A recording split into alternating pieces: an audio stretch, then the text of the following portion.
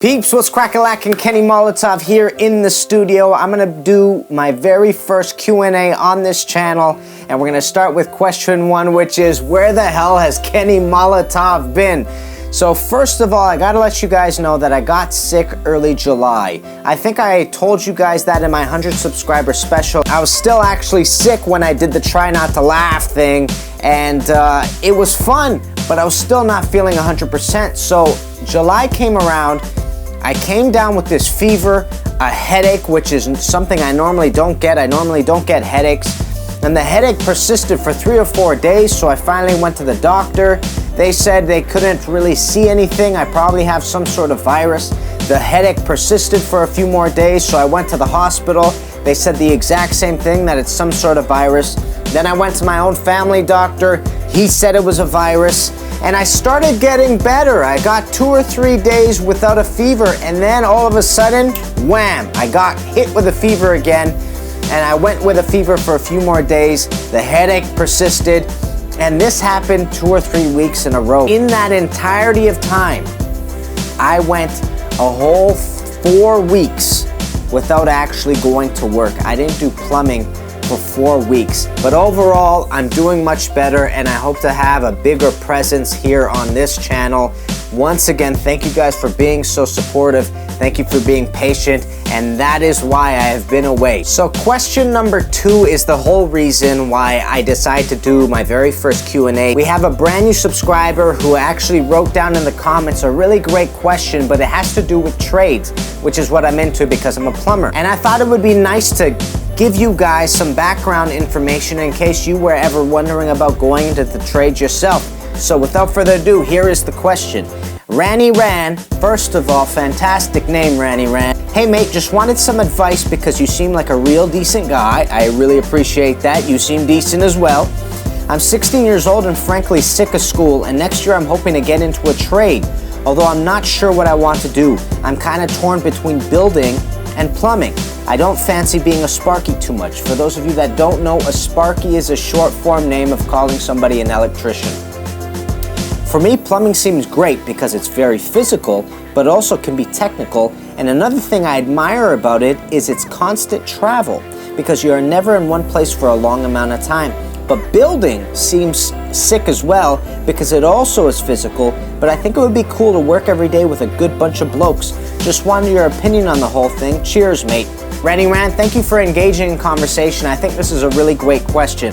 First thing I want to say is that I want to alleviate a little bit of pressure you feel about choosing what trade. And the reason why I want to do that is because a trade is a trade is a trade. And what I mean by that is that whether you're a plumber or whether you have a license in something that has to do with construction, you have a trade under your belt and you're going to be in a really great position in life. Trades open the doors to a lot of opportunities that I haven't seen ever before. I have seen within the past few years lots of opportunities open up for a lot of people because they were tradespersons. I knew a guy that was an electrician who actually got a full ride to New Zealand because they had a shortage of electricians. So essentially, they brought him, they brought his wife, they found a place for him to stay. They're giving him an awesome salary. I mean, it's quite amazing how sought after you are when you do jump into the trades. So whatever you choose, you gotta understand you're always gonna be in a better position because you have a skilled trade under your belt. But let me get more into the technical side of plumbing. Let's read what you said. Let me read it directly. For me, plumbing seems great because it's very physical and can also be technical. And another thing you admire about it is its constant travel because you're never in one place for a long amount of time. Now, there's some truth to that and there's some false to that. Let me explain that to you.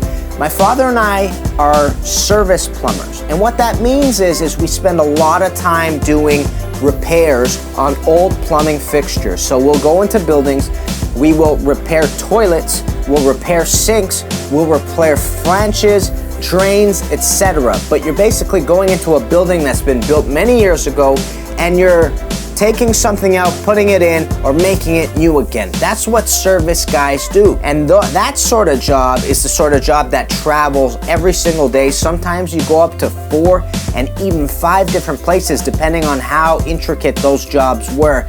So it is a lot of travel and you're constantly moving, and that is a great part, I think. But what you have to understand is that there's a whole other line of plumbing called new construction plumbing. And what new construction plumbers do, they literally go into a job site and stay there for months. So for example, in downtown Toronto, there are a ton of high-rises going up that are condominiums. And what happens is I have a friend in this as well named Ryan. Ryan has basically been at the same job site for I think about a year because it's a very big building. So the same sort of experience as you'll have in construction, doing just construction, you'll have as a plumber doing new construction. So basically, Ryan gets to the job site, he sees the same guys every day, they joke around with each other, they work as a unit, afterwards they grab coffees, on the weekends sometimes they hang out. So that sort of camaraderie that you were saying that you think you would love in the whole construction scene actually happens in the plumbing scene as well when you're working in new construction. Now, if you're a service guy or lady, you also find that camaraderie amongst the other people in your workplace. A lot of times service people tend to work with one other partner. Sometimes you're on the job site yourself, but there are times where you got to get a crew of guys and girls that are tradespersons that come in and they have to do a bigger job for a building that's already established. So Randy Ran, I don't think you're gonna have a hard time finding new people to hang around with and finding a good bunch of blokes or even trades ladies to hang out with. That's gonna happen, I think, in whatever trade you get into because there's always a sense of camaraderie around the other people of your trade. So the good thing is that you sort of get the same experience with plumbing in new construction as you would in construction. It's only changes when you start doing service because like I said in service, you tend to work either alone on a job site or you have a partner on a job site. So what I suggest for you to do, Randy Ran, is look at the surrounding area that you live in. What's happening there? Are there a lot of buildings being built? Are there a lot of houses being built?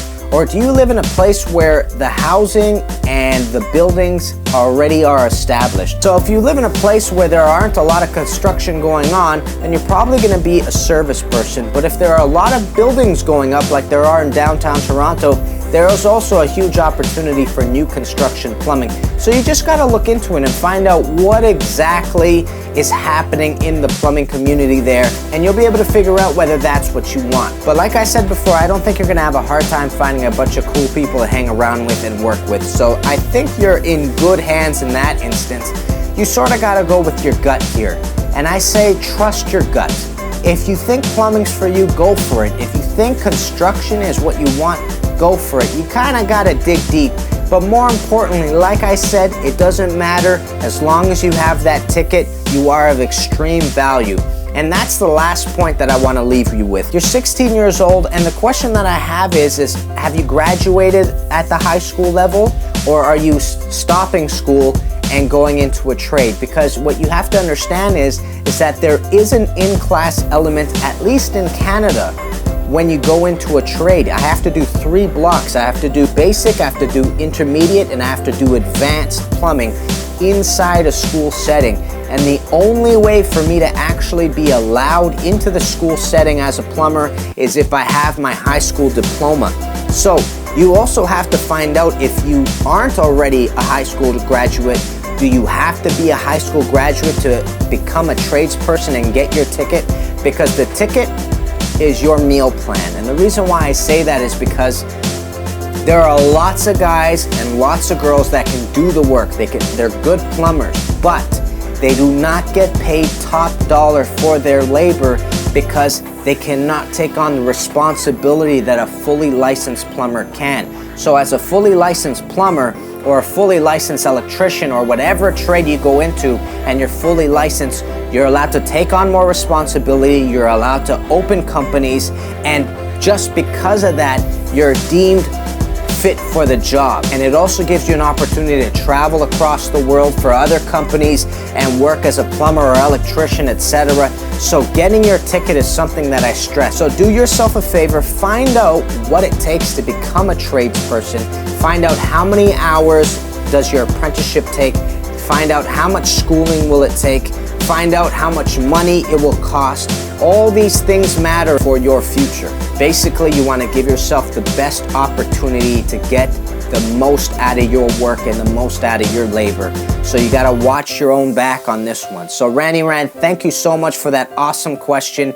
If you have any more questions, just do exactly as you did. Go down in the comments, let me know what you think, give me another question, and then I'll try getting back to you via email or something like that. But thanks again, peeps. Thanks for watching my first Q&A. I know it's only 2 questions, but I thought it was a really important sort of topic for us to get into in case other people out there want to get into the trades. I really appreciate you guys being patient with me and letting me recover fully, and I really do hope no other complications arise and we could just get these videos going. Peeps, thanks for watching. Like, subscribe, comment below. I haven't said that in a long time, and I'll see you guys very soon. Kenny Molotov, guys.